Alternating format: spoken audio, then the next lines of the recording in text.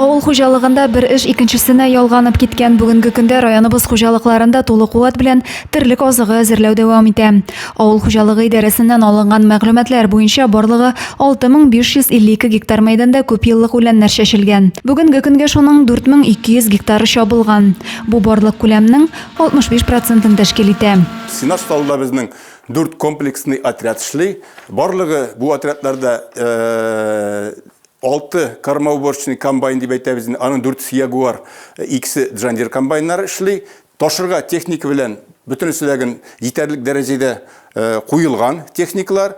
Таптауда обязательно бостайын 2 олы авыр трактор тора. Район басуларында терлек азыгы әзерләүдә 4 комплекслы төркем эшли, көчле заманча техникалар ярдәмендә эш югары сыйфатта башкарыла. Көн саен 1800-2000 тонна күләмендә синаш әзерләнә.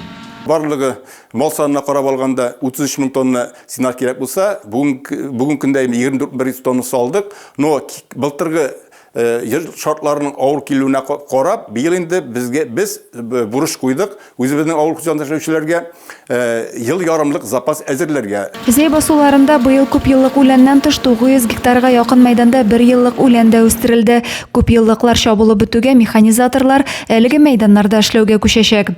Май ахырында башланып киткән терлек азыгы әзерләү мондый темплар белән дәвам иткәндә кышлату чорына курыкмыйча керергә мөмкин булачак. Адилә Бөрханова, Денис Сипатов, Александр Тимофеев, Зәй хәбәрләре.